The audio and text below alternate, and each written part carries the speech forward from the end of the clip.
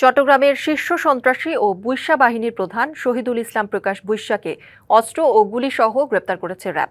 নগরীর Finlay south city এলাকায় অভিযান চালিয়ে তাকে গ্রেপ্তার করা হয়।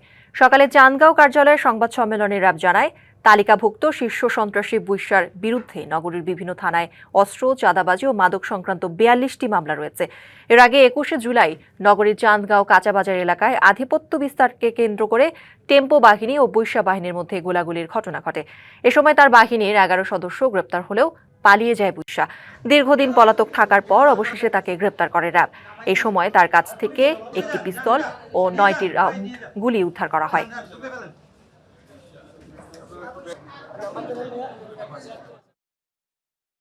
বুইশা চাঁদগাঁওয়ে অবস্থিত ফিনলে সাউথ সিটি শপিং সেন্টারে মোটরসাইকেল যোগে আগমন করছে।